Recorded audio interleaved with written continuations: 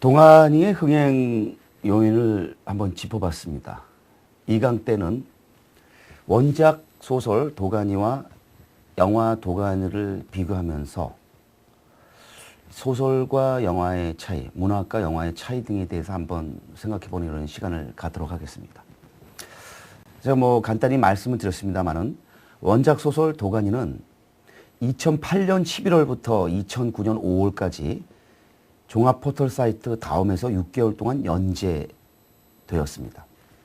제가 1강 때 실수를 했네요. 2008년에서 2009년인데 2007년이라고 말씀드렸죠? 이게 이제 제가 착오를 했습니다. 여기서 정정하겠습니다.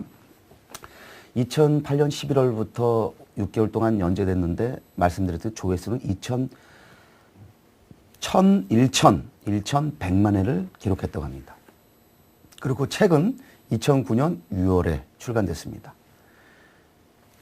그리고 2011년에 영화됐으니까 그리고 9월에 개봉됐으니까 2년의 세월이 걸린 건데 그렇게 긴 세월은 아닙니다만은 결코 그 과정이 만만치 않았다라는 것을 또 우리가 짐작할 수 있을 것입니다. 어쨌든 이미 말씀드렸듯 영화가 화제를 모으기 전까지 약 40만 부가 팔려나갔고요. 또 영화 흥행에 힘입어서 화제에 힘입어서 80만 부 이상 판매됐다고 하는데 공지영 씨는 그 점에서 아주 행복한 그런 작가이지 않나 이런 생각을 해봅니다. 왜냐면요. 신경숙 씨의 엄마를 부탁해 같은 경우는 아직 영화되지 않았죠. 왜 영화되지 않고 있을까요?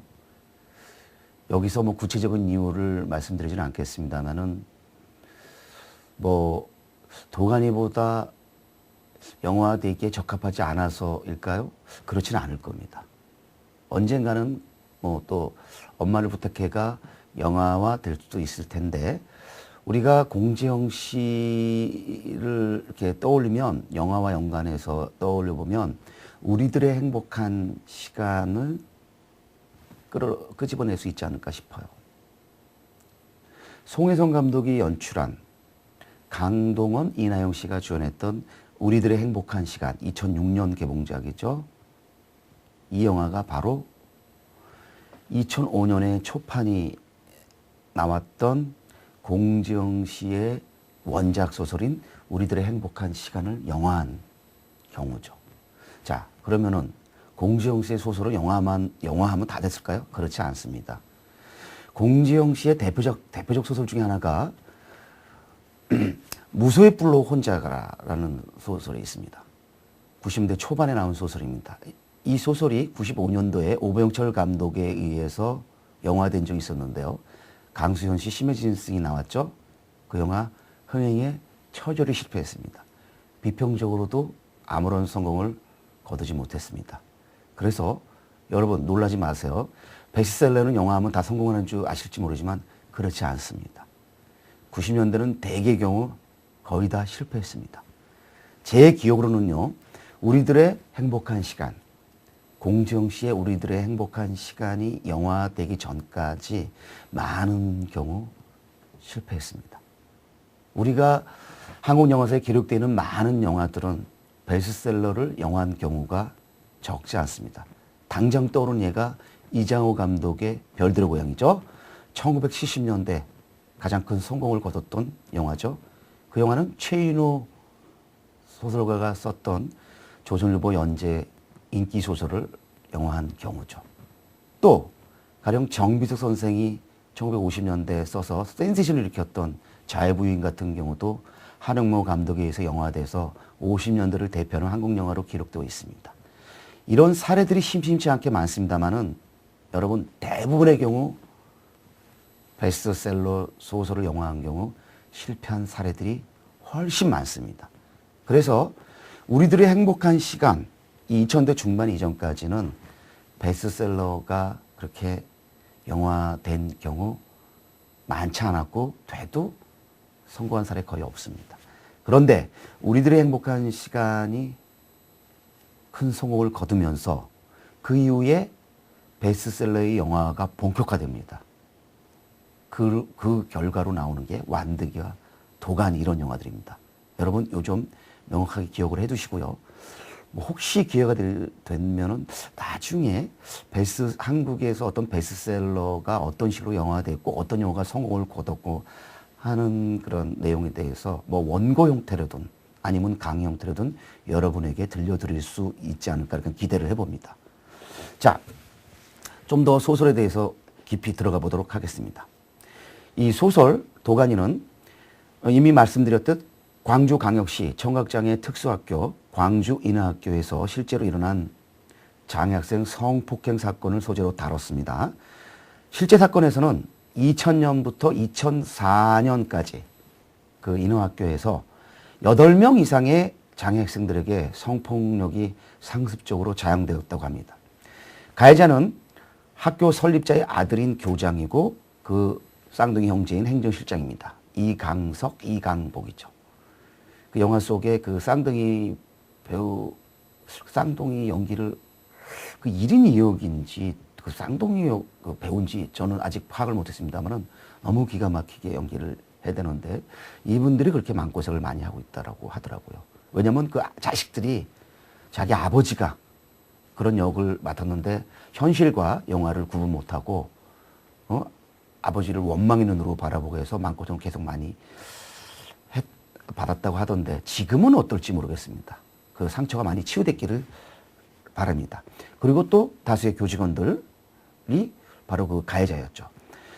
2005년 6월 이 학교의 보육사가 지역 장애인 성폭력 상담소에 제보하여 외부에 알려진 뒤 경찰 수사가 진행되었고 영화 속에서는 경찰 수사가 언론에 보도된 다음에 마지못해 진행되죠. 어쨌든 그 경찰 수사가 진행되면서 4명이 기소되어 재판에 회부되었습니다. 그러나 모두 가벼운 징역형과 집행유예로 솜방망이 처벌에 그쳤습니다. 게다가 직위 해제되었던 가해자는 인하학교에 복직한 반면에 이 사건을 처음 외부에 알린 보육사는 해임되었고 대책위에 참여한 교사들도 파면 및 임용 취소, 정직, 감봉 등의 징계를 받았다고 합니다. 이것이 소설과 영화에 그려진, 사실 영화도 거의 비슷합니다. 지금은 상황이 달라졌습니다. 왜냐하면 이 이후에 어떤 여러 가지 현실적 변화가 있었기 때문이죠. 자, 영화 도가니의 성공으로 인해서 광주인하학교 사건에 대한 사회적 관심과 공분이 증폭되면서 우리 사회가 분노의 도가니, 그죠? 또 한편으로는 슬픔의 도가니에 빠져들었었죠. 아직도 그 분노와 슬픔의 도가니에 빠져나오지 못한 분들이 적지 않을 거로 예상합니다. 어쨌든 그런 사회적 관심과 공분이 증폭되었고 광주시 교육청이 감사에 나섰습니다. 경찰은 재수사에 착수했습니다. 자, 여기서부터가 중요합니다. 그 결과 인하학교는 폐교되고 해당 법인의 설립 허가도 취소되었습니다. 그리고 여기서 문제되었던 거기 재학생들은 그러면 어떻게 되었을까요? 22명이었다고 하더군요. 22명의 재학생들의 문제는 인근 학교로 전학 가는 등 보호 조치가 마련됐다고 합니다. 사실 이들이 그 인근 학교로 전학 가서 과연 잘 지내고 있는지는 잘 모르겠습니다. 왜? 우리 사회가 그에 대한 관심을 조금 더 지속적으로 장기적으로 보여야 되는데 제가 알기로는 또 가끔 나오는 보도에 따르면 그렇지는 않은 걸로 알고 있습니다.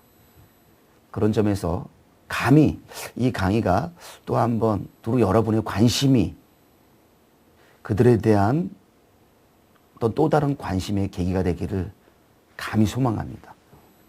왜냐하면 여러분과 저 같은 이래 기성인의 이런 관심들이 또 다른 작은 계기가 될 수 있을 것이기 때문입니다.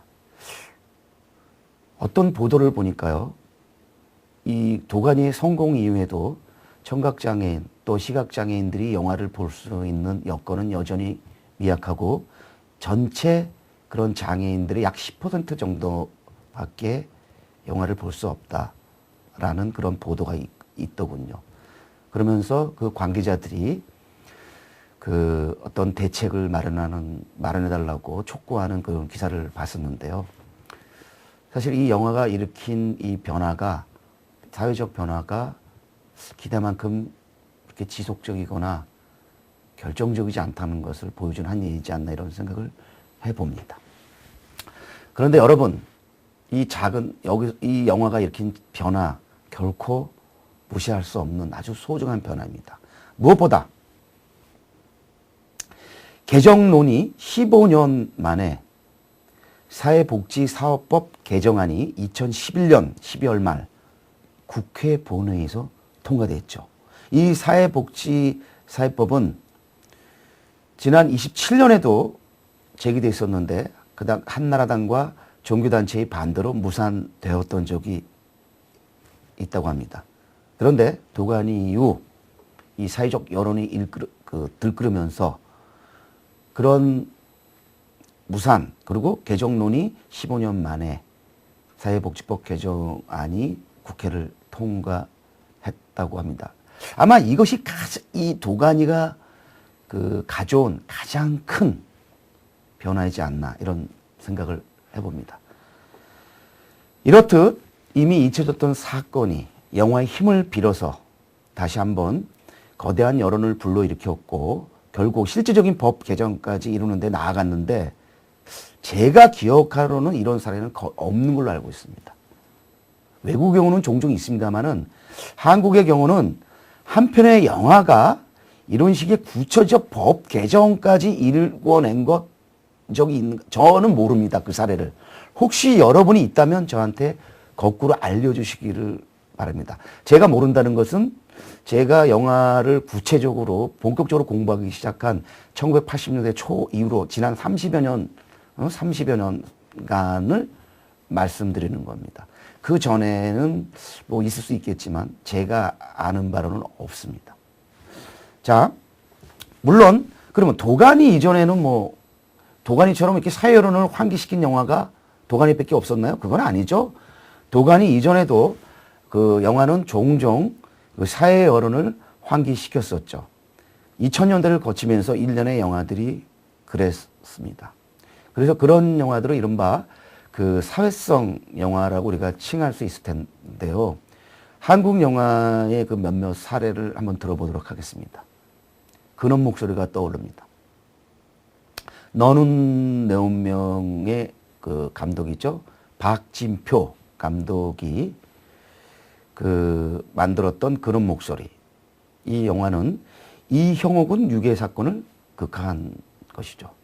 여기서 근원 목소리, 스타 중에 스타죠. 강동원 군이 그 근원 목소리의 그 아주 섬뜩한 목소리를 아주 기가 막히게 연기해서 그 스타 배우가 자기 얼굴만이 아니라 목소리 연기로도 이렇게 훌륭한 역할을 할 수 있다는 것을 보여줬는데 그런 목소리도 그런 사회론을 환기시켰던 영화였죠. 또 2011년에 선본 영화 중에 아이들이라는 영화 있었죠. 아이들, 개구리 소년 실종 사건, 이건 미제 사건입니다. 아직도 개구리 소년 실종 사건을 극화한 것이죠. 이 영화는 아동 청소년 대상 범죄에 대한 공소시효 폐지 움직임을 불러일으켰는데 아직 이게 공소 폐지까지는 나아가지 않은 걸로 알고 있습니다. 또 그 전에 대한민국 최초의 1000만 관객을 동원한 영화죠. 실미도, 2003년도에 선보인 실미도는 강우석 감독이죠. 북파공작원의 삶을 재조명하면서 우리 대한민국 사회에 또 한 이면을 여실히 세상에 비보이게 했죠. 이 실미도 그 점에서 실화 영화의 붐을 가져온 결정적 기회가 됐었는데 이 영화 역시 사회 여론을 환기시킨 좋은 사례죠. 또 국가대표, 우리 생애 최고의 순간 등 이 두 영화는 비인기 종목인 스키점프와 핸드볼에 대한 우리 사회의 관심을 다시 한번 환기시킨 적 있었죠. 그리고 다시 한번 말씀드리지만 했지만은 공지영 씨의 우리들의 행복한 시간, 사형제 폐지 여론을 조성하기도 했었죠. 자, 이렇게 도가니 이전에도 한국 영화만 들더라도 그 사회 여론을 환기시키고 영화의 사회적 기능을 그 멋지게 보여준 이런 예들은 적지 않습니다. 그러나 안타깝게도 그 관심들은 그다지 오래가지 않았고 실질적인 뭐 법 개정으로 간다든지 하는 경우는 없었습니다. 적어도 도가니 전까지는요. 가령 이 영화들을 통해서 뭐 진범을 잡았다라든지 또 뭐 법을 변화시켰다든지 그러지 못했다라는 거죠. 바로 여기서 떠오르는 예가 살인의 추억이네요. 살인의 추억도 화성연쇄 살인 사건을 극화했는데 여전히 미제 사건이죠. 이렇듯 한국의 영화들은 심심치 않게 오락일변도로 달리는 줄 알았는데 또 돈벌이에만 다 환장한 줄 알았는데 심심치 않게 사회의 어떤 크고 작은 이슈거리들을 극화해서 오락적인 성공도 거두고 또 사회적 그 영화의 사회적 기능을 환기시키는 이러한 경우도 적지 않았다는 것. 그 점에서 저는 한국 영화의 다양성과 건강성에 대해서 다시 한번 주목하고 싶네요. 물론 한국 영화는 천편일률적이다라는 지적도 받습니다. 지나치게 상업 일본도로 치닫는다라는 지적도 받습니다. 그런 측면 있습니다. 그러나 한국의 모든 영화가 그렇다라고 단정하는 것은 동의할 수 없습니다. 분명히 도가니와 같은 사례가 그 이전에도 있었고 지금도 있고 도가니처럼 앞으로도 계속 있을 거라는 것. 그만큼 한국 영화는 건강하고 다양한 측면도 있다는 것. 그렇기에 2000년대 중반을 거치면서 한국 영화 위기가 그렇게 여기저기서 위기 그렇게 외쳐졌는데도 한국 영화는 여전히 건재하면서 나름대로 씩씩한 행보를 지금도 걷고 있다는 것. 여러분, 세계의 무대에 나가서 보면 한국 영화의 이 행보는 대단히 주목할 만하다는 것. 제가 이미 뭐 지나가듯 말씀드린 걸로 기억합니다만 여러분 이 점 잊지 마십시오. 제가 영화 평론가로서 해외 영화제에 여러 차례 다녀왔습니다만은 해외에서 보는 한국 영화 결코 시시하지 않습니다. 규모 작지 않습니다. 그렇고 그럼 천편일률적인 뻔한 시참말로 후진 영화만 만들어내지 않습니다. 그런 점에서 한국 영화에 대한 자부심 가져도 좋다고 감히 말씀드리고 싶습니다. 어쨌든 이번 도가니 케이스의 경우는 구체적인 법 개정까지 가져왔기 때문에 그런 점에서 역사적인 사례로 손색가 없고 제가 판단컨대는 이런 제2의 제3의 도가니 이런 케이스가 앞으로도 자주는 아니라도 가끔은 나오지 않을까 이런 기대를 해봅니다. 자, 여기서 제가 여러분에게 강조하고 싶은 건 영화가 이 사회에 미치는 영향성입니다. 기회 있을 때마다 여러분들한테 반복적으로 말씀드리겠습니다만은 영화는 사회를 반영하기 마련입니다. 그 정도의 차이가 있겠지만요. 그런데 반영만 머무는 것이 아니라 도가니의 사례처럼 사회에 구체적인 영향을 끼칠 수 있고 나아가서 사회 변화에 일조할 수 있다는 점 다시 한번 여러분에게 강조하고 싶습니다. 자, 우리나라의 경우만이 아닙니다. 미국 등 외국에도 많은데 제가 실제로 미국의 한 2편의 다큐멘터리를 통해서 사회에 구체적인 영향을 미친 사례를 간단하게 소개해 보도록 하겠는데요. 참고로 기사 자료도 여러분에게 제공하도록 하겠습니다. 미국의 다큐멘터리의 거장 중에는 에롤 모리스라는 감독이 있습니다. 에롤 모리스. 그 감독이 만든 가늘고 푸른 선, The Thin Blue Line이라는 다큐멘터리가 있습니다. 1988년. 여기서 구체적으로 뭐 소개하지는 않겠습니다. 그리고 또 한국계 미국 감독인 크리스틴 초이의 다큐멘터리 누가 빈센트 친을 죽였는가? Who Killed Vincent Chin이라는 다큐멘터리가 1989년에 선보였었는데 이 두 편의 다큐멘터리로 인해서 미국 사회가 들끓었었고 구체적인 어떤 법 개정까지 나아갔었다라는 것.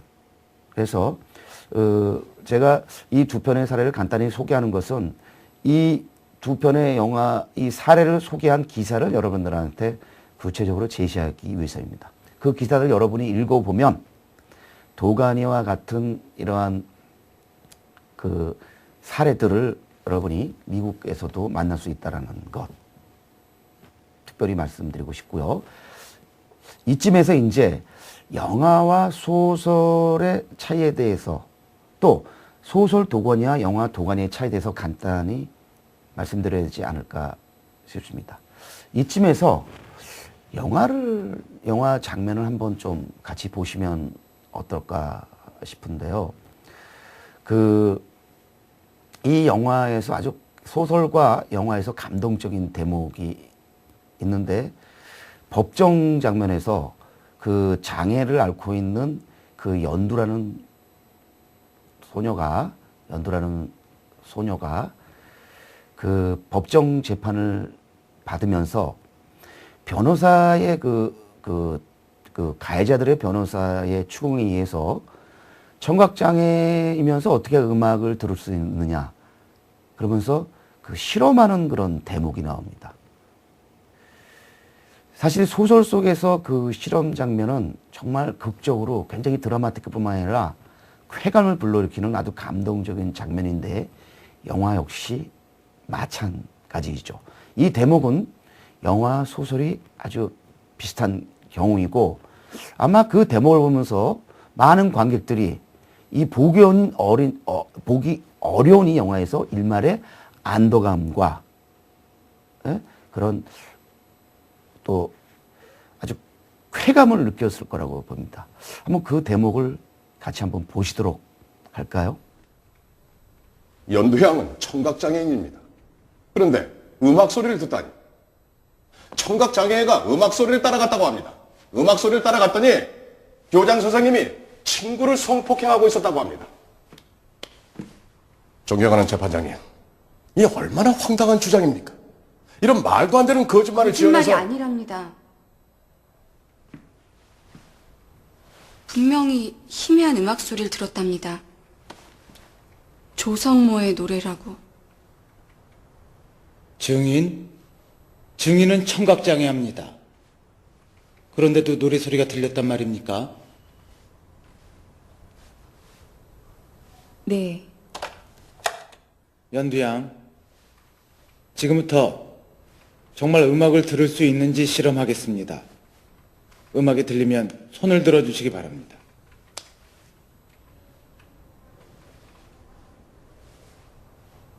시작하겠습니다.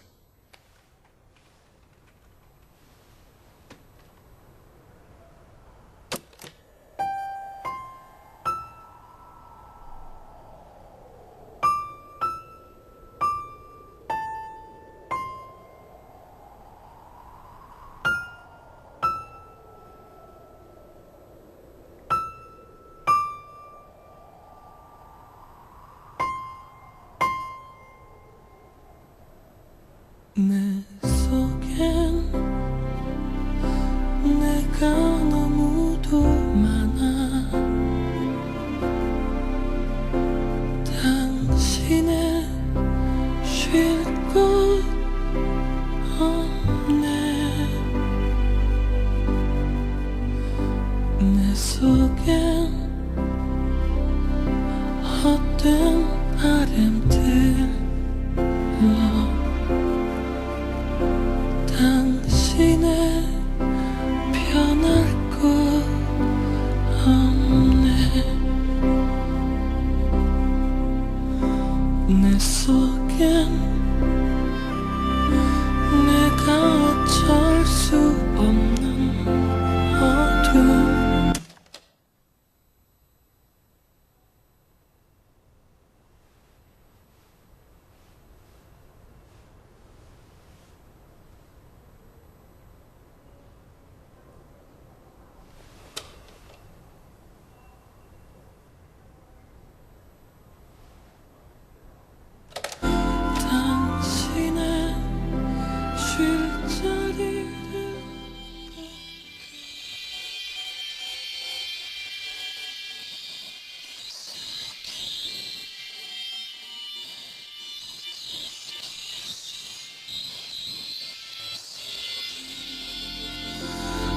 풍성한 가시나무 숲 같네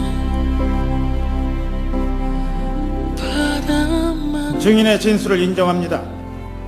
검찰 측은 연두양의 이러한 청각적 현상에 대한 전문가의 소견서를 재판부에 어떠세요? 감동적이시죠? 보신 분들은 더 큰 감동을 느끼실 거고, 만약에 보지 않으신 분들이라도 이 대목을 보면서 영화와 소설에 대한 관심이 더 커졌을 거로 기대합니다. 소설과 영화의 차이는 단순합니다. 물론 속내로 들어가면 단순하지 않습니다만, 뭐냐면 소설은 문자 텍스트이기 때문에 무엇보다 영화보다 큰 상상력을 요구합니다. 그래서 영화보다 훨씬 더 그 감상자, 즉 독자죠. 독자의 개입을 적극적으로 요청합니다. 여러분이 직접 이미지를 떠올려야 되고 그 사운드를 여러분이 연출해내야 되기 때문이죠. 그것이 문자 텍스트가 갖고 있는 가능성이고 잠재력입니다. 반면 영화는 어떤 창작자가 구체적으로 재현한 그 결과물을 여러분이 보게 되죠. 그럼으로써 여러분의 그 상상력의 개입의 정도가 줄어들게 됩니다. 그래서 한때는 그 영상 매체, 영상의 어떤 수동성, 피동성을 강조하면서 관객들의 어떤 그 수동성, 피동성을 비판하는 경우도 왕왕 있었는데, 오늘날은 더 이상 그렇게 말하지 않습니다. 그 인지과학, 인지론 쪽에서는 영상의 그 수용자들도 소설, 문자 텍스트의 수용자들 못지않은 상상력과 또 그런 참여 과정을 거친다라고 지금 보고 있습니다. 더 이상 그 영상의 관객들을 수동적, 피동적 존재로 보지 않죠.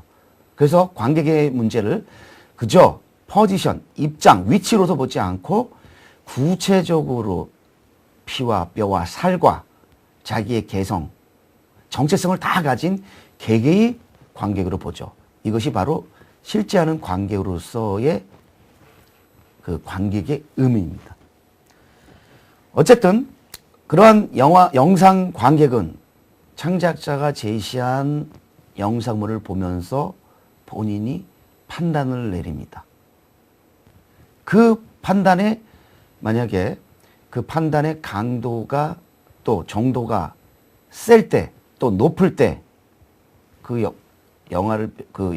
영상은 성공을 거두는 거고, 그 화답의 정도나 강도가 약할 때 실패를 맛보는 거겠죠. 그 점에서 도가니는 기념비적인 성공을 거둔 것이고요. 왜 이 영화가 기념비적이냐면요, 이 영화가 보기 부담스럽고 어려운 영화이기 때문입니다. 여러분, 완득이처럼 도가니는 마음 편하게 볼 수 없는 영화입니다.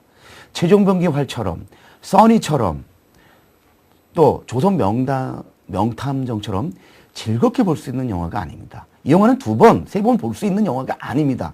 2번을 보면은 어떤 특별한 목적에서 보는 거지 재미로 보기는 어렵습니다. 왜냐? 그만큼 힘듭니다. 어떤 여성 관객들은요, 이 영화를 보지 못해서 도중에 나왔다고 하더라고요. 또 소설을 읽지 못해서 덮었다고 하더라고요. 저는 끝까지 보고 끝까지 읽었습니다만 그런 경우 많습니다. 그렇기 때문에 이 영화에 466만여 명이라는 기록은 1000만 이상의 그 가치가 있다는 것입니다. 그래서 제가 기념비적이라는 표현을 쓰는 것입니다. 그런 점에서 도가니의 흥행이 박스오피스 5위이지만 1위 이상의 의미가 있다라는 것이죠. 자, 이쯤에서 이 소설 도가니와 영화 도가니의 그 차이에 대해서 몇 가지를 말씀드려야 할 것 같습니다. 가장 큰 차이는 뭐냐면 결말부에서 드러날 텐데, 그 전에 보면 서유진이라는 캐릭터가 소설 속에서는 그 대학 시절 강인호 선생의 1년 선배로 나오죠. 서로 호감을 가졌지만 연인 관계로는 발전하지 않는 좋은 선후배.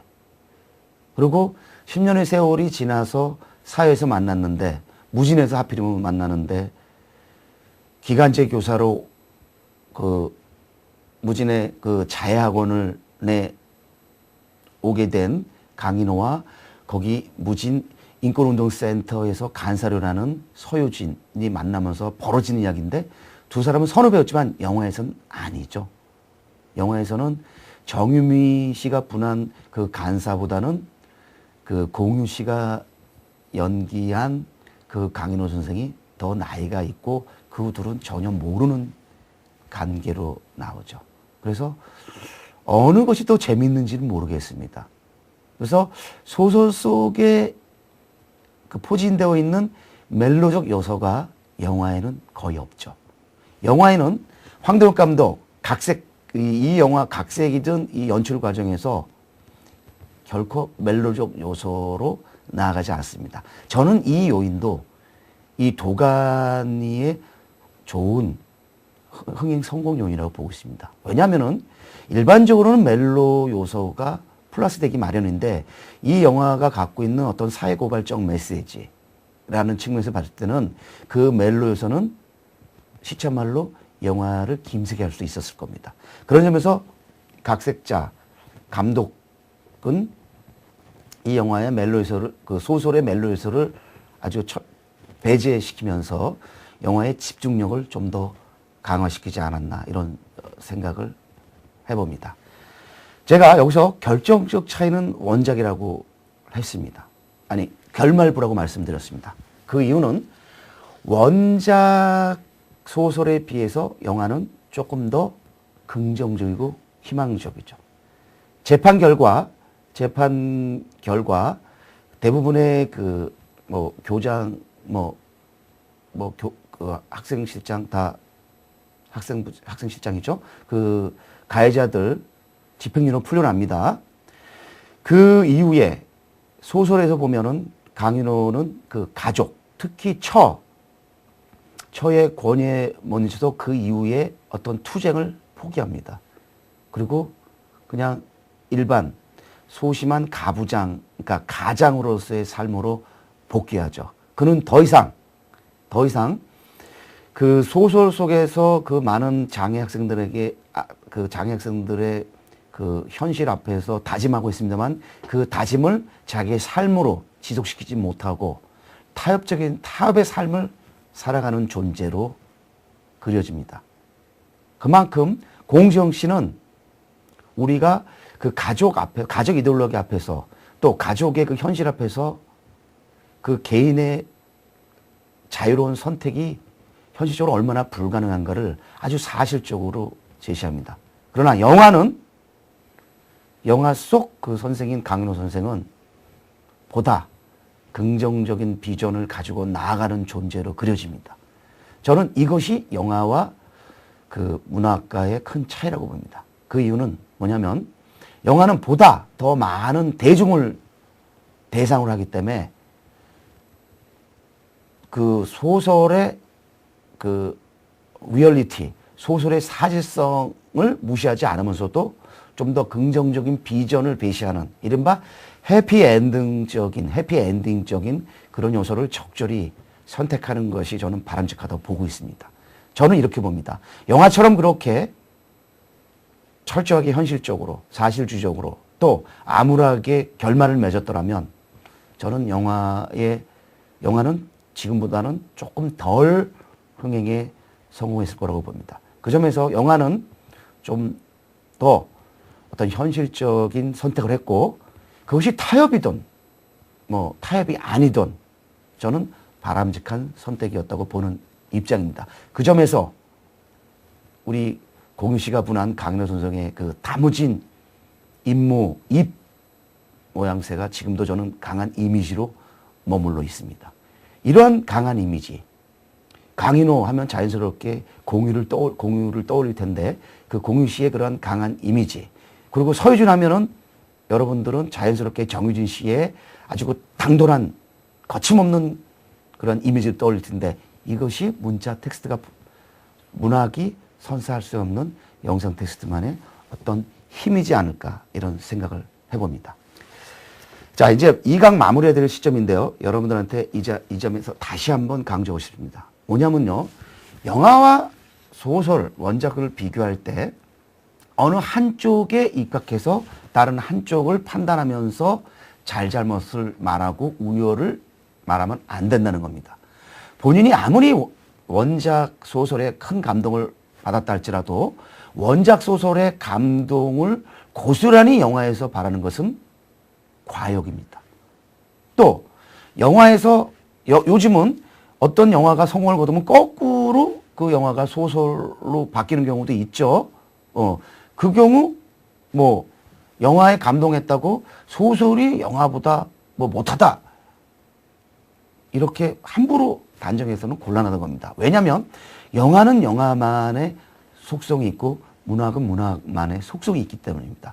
따라서 비교를 할 경우는 문학이 문학이라는 그 매체의 속성을 잘 살렸느냐 못 살렸냐를 말하면 그런 그 측면에서 그 측면을 근거해서 말을 해야지 영화는 이랬는데 영화 소설이 이러지 못했다라든지 또 소설이 이랬는데 영화가 이러지 못했다 이런 식으로 판단을 내리면서 어느 한쪽을 재단하는 것은 곤란하다는 겁니다.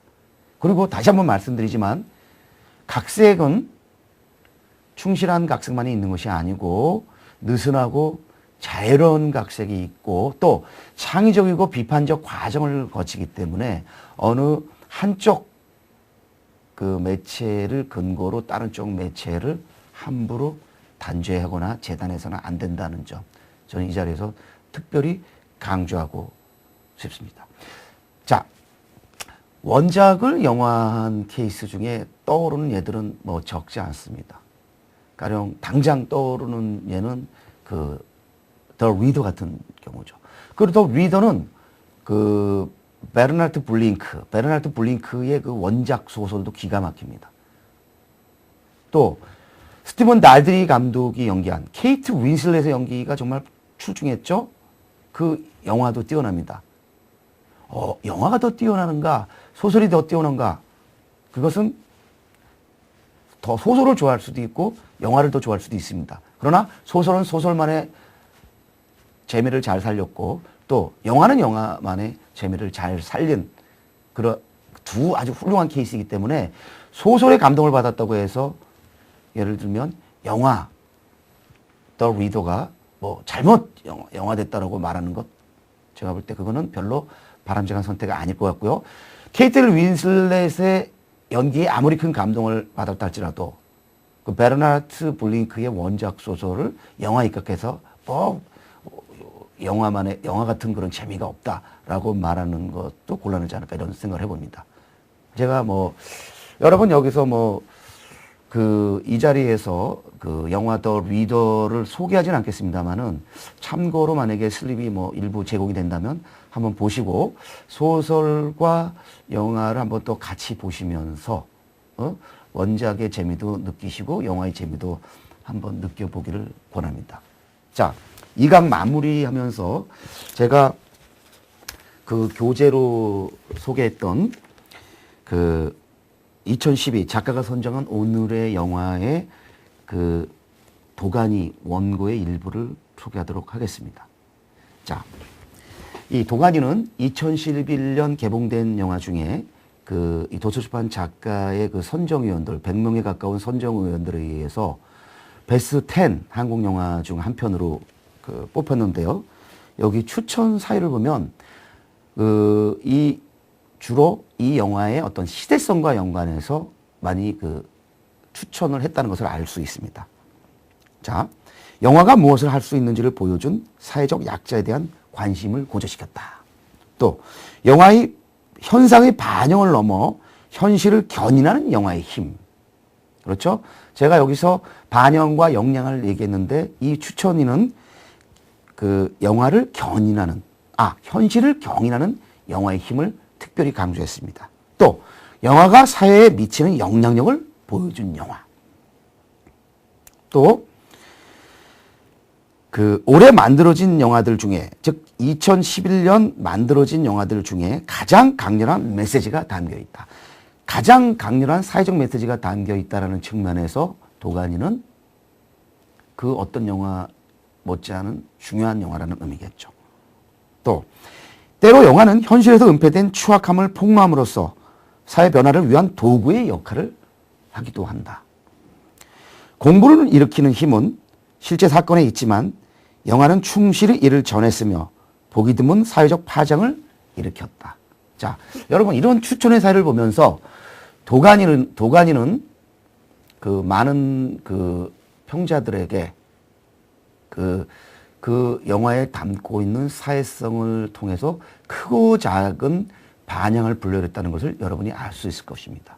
그것은 이 영화가 그저 이 시대를 반영하는 데 그치지 않고, 다시 한번 말씀드리지만 시대를 견인하고 영향을 주고 또 변화까지 나아가는데 한몫했다는 것이죠.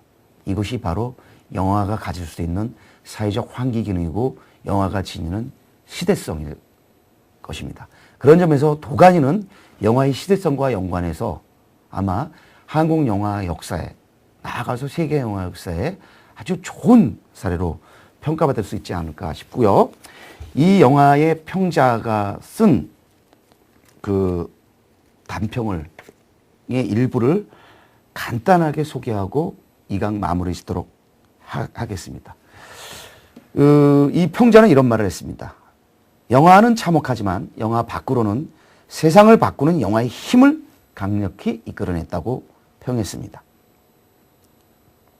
또 이 영화는 사회적 그 영향력을 발휘하는 실화 영화의 힘을 보여줬다고 평했습니다.